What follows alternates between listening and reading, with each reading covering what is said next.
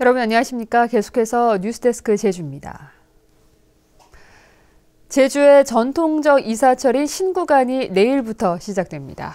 예부터 이맘때면 굳은 일을 피할 수 있다는 속설 때문에 이사 행렬이 이어졌는데 올해는 이런 풍습을 찾아보기 어렵게 됐습니다. 이소현 기자입니다.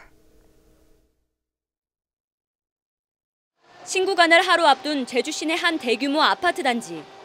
예전 같으면 주말을 맞아 본격적인 이사 행렬이 시작됐지만 올해는 한두 곳밖에 찾아볼 수 없습니다. 내일부터 일주일 동안 이어지는 신구간에도 예년의 절반 수준이라는 게 이삿짐 업계의 얘기입니다. 젊은 분들하고 또 육지에서 오신 분들이 많으니까 그래서 이제 신구간은 조금 퇴색되고. 제주 지역에서 올해 신구간을 전후해 준공된 공동주택은 1,400여 가구. 지난해의 절반 정도밖에 안 됩니다. 신구간을 지키는 분위기가 점차 사라지면서 건설업체들의 분양 시기도 분산되고 있기 때문입니다. 그런 날짜들도 많이 중복되고 그러다 보니까 불편함 같은 거라든가 예전부터 이렇게 계약 기간이랑 그런 거 그 원인 때문이지 특별하게 신구간이라고 그러는 거는 이제 예전 같지는 않은 것 같아요. 제주 지역에서는 지난 2005년까지도 신구간에 10,000가구 이상이 이사했지만 최근에는 3,000가구 이하로 줄었습니다. 하루가 다르게 바뀌는 시대 속에서 신구간 이사 행렬은 옛말이 되고 있습니다.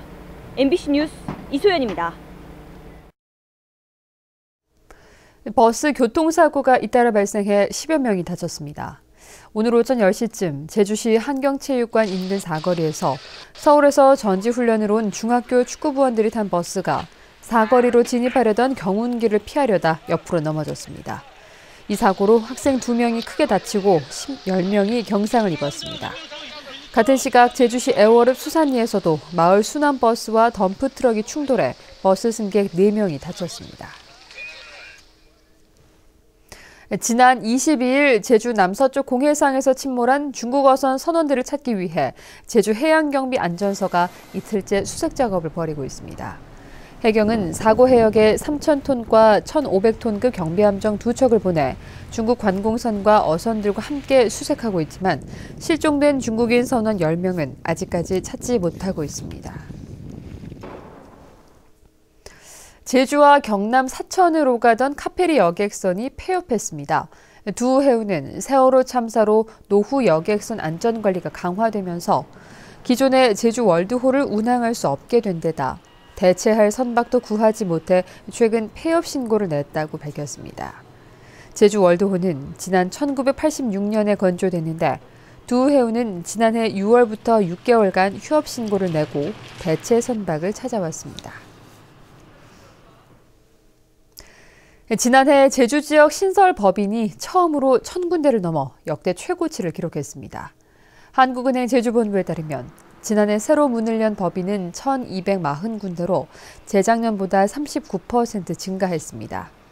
업종별로는 건설과 전기업이 276군데로 가장 많았고 부동산과 임대업도 132군데로 재작년에 2배로 늘었습니다. 제주도 내 10가구 가운데 6가구는 월평균 소득이 300만 원 미만인 것으로 나타났습니다. 제주도가 발표한 2014 사회조사에 따르면 월평균 가구 소득은 300만 원 미만이 60.3%를 차지했고 300에서 500만 원이 27%, 700만 원 이상이 4.6%였습니다. 300만 원 미만 비율은 제주시 읍면 지역이 71.8%로 가장 높았고 500만 원 이상 비율은 제주시 동지역이 15.7%로 가장 높았습니다. 오늘 아침 7시 반쯤 서귀포시 표선면 가시리 감귤 비닐하우스에서 불이 나 비닐하우스 60제곱미터와 감귤나무 등을 태워 소방서 추산 270만 원의 재산 피해가 났습니다.